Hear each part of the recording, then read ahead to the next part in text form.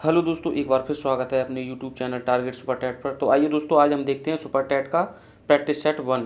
यह हिंदी और संस्कृत का होगा। तो चलिए दोस्तों, शुरू करते हैं। तो पहला क्वेश्चन है कि उत्कर्ष शब्द का विलोम है, यानी जो उत्कर्ष शब्द है इसका विलोम है।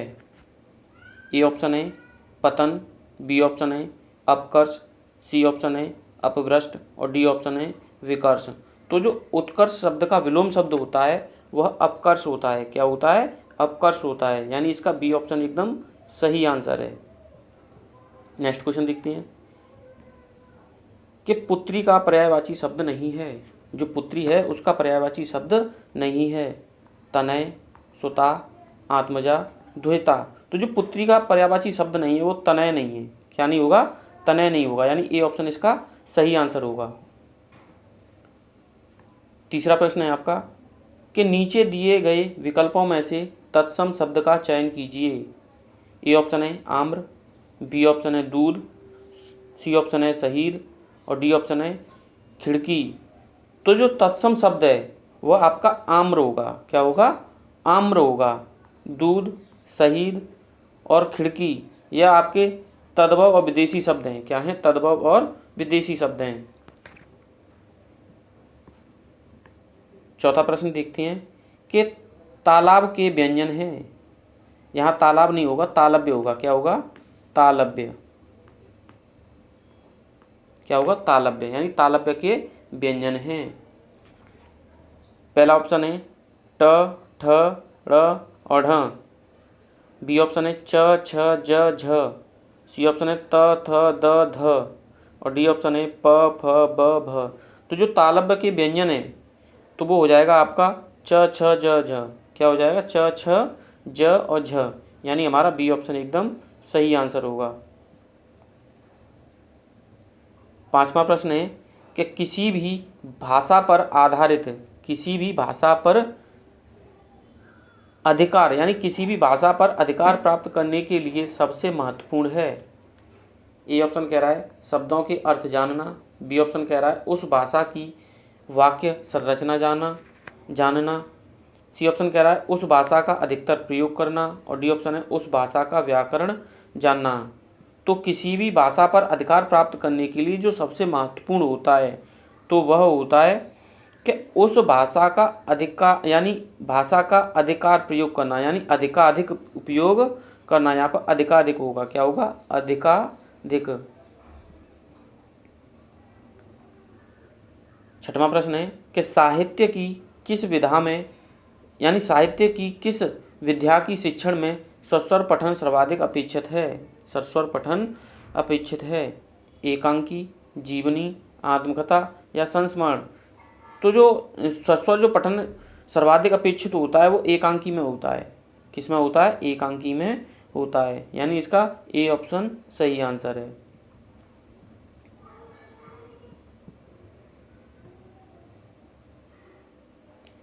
सातवां प्रश्न है कि जिसको व्याकरण का ज्ञान हो के लिए एक शब्द का चयन कीजिए, यानी जिसको व्याकरण का ज्ञान है उसके लिए जो एक शब्द है वह बताइए। ए ऑप्शन है व्याकरण पंडित, बी ऑप्शन है वैयाकरण, सी ऑप्शन है व्याकरण प्रणेता और डी ऑप्शन है व्याकरणाचार्य। तो जो व्याकरण को जानता है उसे हम वैयाकरण कहते हैं। क्या कहते हैं? वैयाकरण कहते हैं, यानी हमारा बी ऑप्शन एकदम सही आंसर हो जाएगा। आठवां प्रश्न है कि उपयुक्त वाक्यांश का चयन कीजिए, यानी जो उपयुक्त वाक्यांश का चयन कीजिए। जो पंक्ति दी गई है इसका बताना है। जैसे बलिदान की भावना के प्रेरक होते हैं, यानी जो बलिदान की भावना के प्रेरक होते हैं उन्हें हम क्या कहते हैं? पहला ऑप्शन है समाज सुधारक, बी ऑप्शन है संस्कृत पुरुष, सी ऑप्शन है देशभक्त और डी ऑप्शन है स्वामी भक्त। तो जो बलिदान की भावना के जो प्रेरक होते हैं उन्हें हम देशभक्त कहते हैं। क्या कहते हैं? देशभक्त कहते हैं, यानी सी ऑप्शन इसका सही आंसर है। नौवां प्रश्न है कि किस प्रकार में सूत सुत शब्द का युग्म का सही अर्थ भेद है? ए ऑप्शन है धागा घोड़ा, बी ऑप्शन है पुत्र और सुई, सी ऑप्शन है सारथी पुत्र, डी ऑप्शन है सारथी और धागा। तो जो सूत और सुत है, सूत और सुत है, जो उसका सही युग्म का भेद है वह सारथी और पुत्र हो जाएगा। क्या हो जाएगा? सारथी और पुत्र, यानी सी ऑप्शन इसका सही आंसर है। 10वां प्रश्न है कि अन्वेषण का संधि विच्छेद होगा, यानी जो अन्वेषण है उसका संधि विच्छेद होगा।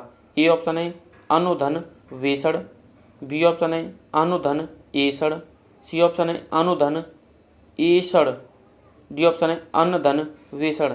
तो जो अन्वेषण का संधि विच्छेद है, जो अन्वेषण का संधि विच्छेद है वो हो जाएगा अनुधन एषण। क्या हो जाएगा? अनुधन एषण, यानी बी ऑप्शन इसका सही आंसर होगा।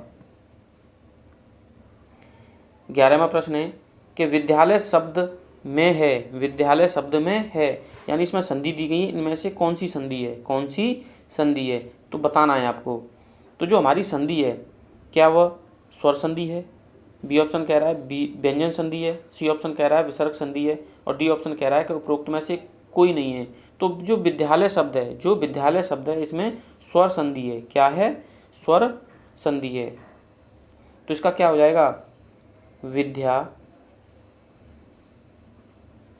धन आलय। क्या हो जाएगा? विद्या धन आलय।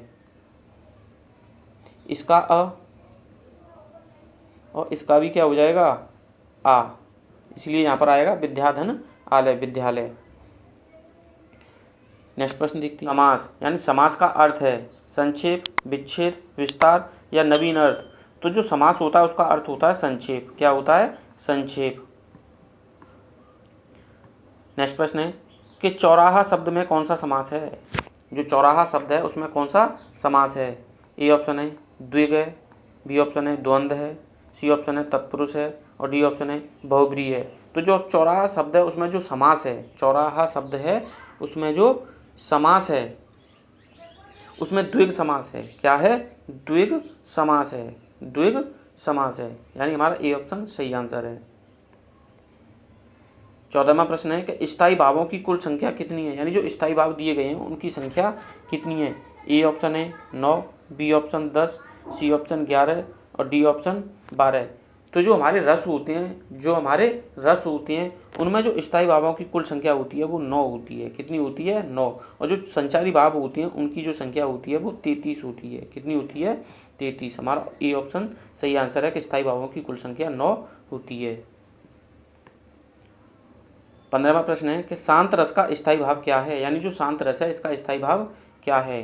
ए ऑप्शन है जुगुप्सा, बी ऑप्शन है क्रोध, सी ऑप्शन है चौक और डी ऑप्शन है निर्वेद। तो जो शांत रस का जो स्थायी भाव है, शांत रस का जो स्थायी भाव है वह निर्वेद है। क्या है? निर्वेद है।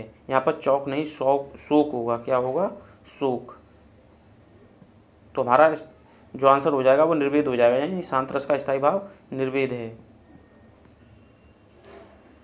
16वां प्रश्न है कि मूक होय वाचाल पगु चढ़े गिरवर गहन, जासु कृपासु दयाल द्रबहु सकल कलिमल दहन। उपयुक्त में जो छंद है, ए ऑप्शन है दोहा है, बी ऑप्शन है चौपाई है, सी ऑप्शन है सोठा है और डी ऑप्शन है रौला है। क्या है? रौला।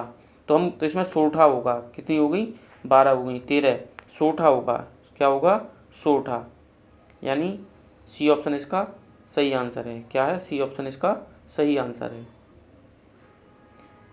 17वां प्रश्न है कि प्रत्येक चरण में 16 मात्राओं वाला 4 चरणों का सम्मात्रिक छंद है। ए ऑप्शन है दोहा, बी ऑप्शन है सोठा, सी ऑप्शन है रौला और डी ऑप्शन है चौपाई। तो जो प्रत्येक चरण में 16 मात्राओं वाला जो 4 चरण होते हैं उससे हम सम्मात्रिक छंद होता है, उसे हम चौपाई कहते हैं। क्या कहते हैं? उसे हम चौपाई कहते हैं, यानी हमारा डी ऑप्शन एकदम सही आंसर है। प्रश्न संख्या 18 से 20 के लिए है। ध्यानपूर्वक पढ़िए और इस पर आधारित प्रश्नों के सही विकल्प का चयन कीजिए।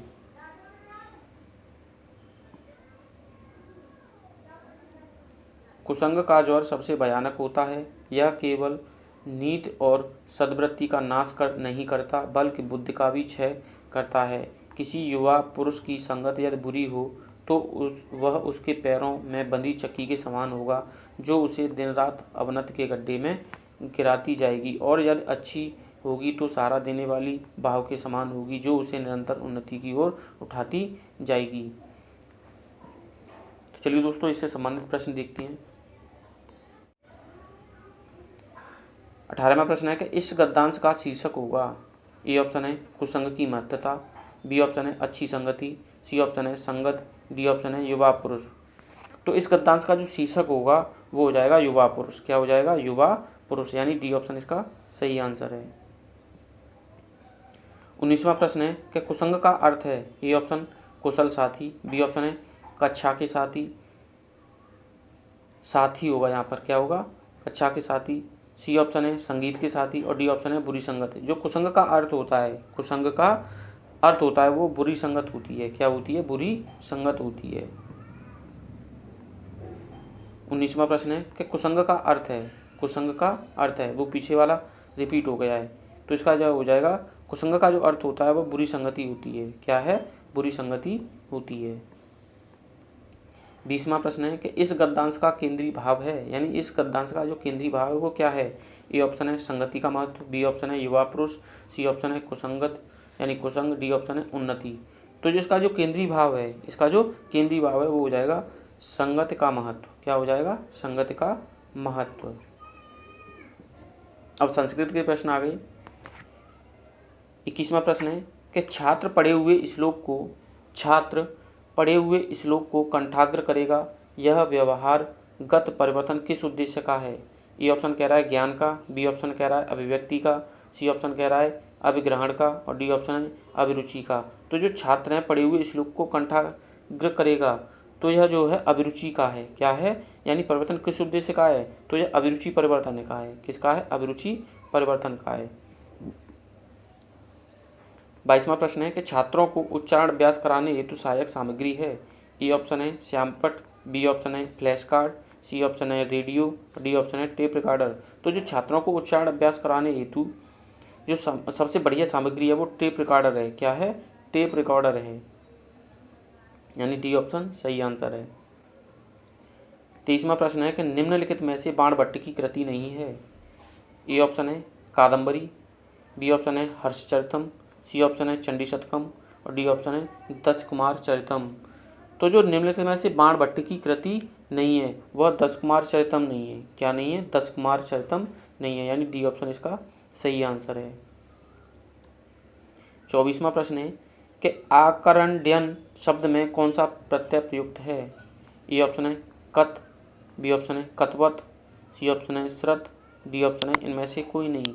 तो जो आकरण्यन शब्द है इसमें जो प्रयुक्त प्रत्यय लगा हुआ है वह श्रत प्रत्यय लगा हुआ है। क्या लगा हुआ है? श्रत प्रत्यय लगा हुआ है, यानी आपका सी ऑप्शन सही आंसर है। 25वां प्रश्न है कि किरातार्जुनीयम के प्रथम सर्ग में प्रयुक्त प्रमुख छंद है। ए ऑप्शन है अनुष्टुप है, बी ऑप्शन है जगती है, सी ऑप्शन है वंशस्थ है और डी ऑप्शन है कि उपजाति है। तो जो किरातार्जुनीयम के जो प्रथम सर्ग में जो उपयुक्त छंद है वो वंशस्थ है। क्या है? वंशस्थ है, यानी सी ऑप्शन इसका सही आंसर होगा। 26वां प्रश्न है कि अक प्रत्याहार के अंतर्गत कौन से वर्ण आते हैं, यानी जो अक प्रत्याहार होता है उसके अंतर्गत कौन कौन से वर्ण आते हैं?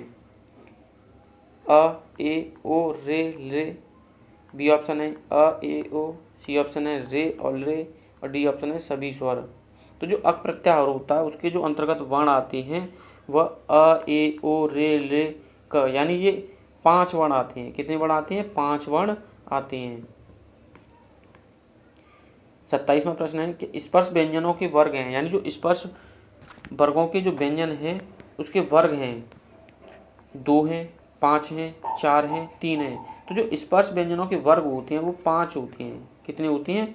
5 होते हैं। इन्हें हम क्या बोलते हैं? उदित भी बोल देते हैं। क्या बोल देते हैं? कुचोटोप बोलते हैं, सॉरी कोचोटोटोपो भी बोलते हैं। यह 5 होते हैं। कितने होते हैं? 5 होते हैं। 28वां है ग व्यंजन है, यानी जो ग व्यंजन है वो क्या है? ए ऑप्शन है अंतःस्थ व्यंजन है, बी ऑप्शन है ऊष्म व्यंजन है, सी ऑप्शन है स्पर्श व्यंजन है और डी है कि संयुक्त व्यंजन है। यानी जो ग है वह व्यंजन है तो वह स्पर्श व्यंजन है। जो ग है वह स्पर्श व्यंजन है। क्या है? स्पर्श व्यंजन है, यानी सी ऑप्शन हमारा सही आंसर है। 29वां प्रश्न है कि प्राणों की संख्या कितनी है, यानी जो प्राण है उनकी संख्या कितनी है? ए ऑप्शन कह रहा है कि 18 है, बी ऑप्शन कह रहा है कि 20 है, सी ऑप्शन कह रहा है कि 15 है, डी ऑप्शन है कि 24 है। तो जो प्राणों की संख्या होती है, जो प्राणों की संख्या होती है वो हमारी 18 है। कितनी है? 18, यानी ए ऑप्शन इसका सही आंसर होगा। 30वां प्रश्न है और लास्टवां प्रश्न है कि गणंग गोदकम का संधि विच्छेद है। ए ऑप्शन है गणः गोदकम, बी ऑप्शन है गणंग धन उदकम, और सी ऑप्शन है गण धन गोदकम धन कम, डी ऑप्शन है गण गा प्लस उदकम। तो यानी इसका जो संधि विच्छेद होगा वह आपका डी ऑप्शन सही हो जाएगा। क्या हो जाएगा? डी ऑप्शन सही हो जाएगा। मिलते हैं दोस्तों नेक्स्ट वीडियो में। अगर यह वीडियो पसंद आए आपको तो लाइक कीजिए, चैनल को सब्सक्राइब कीजिए और दोस्तों में शेयर कीजिए।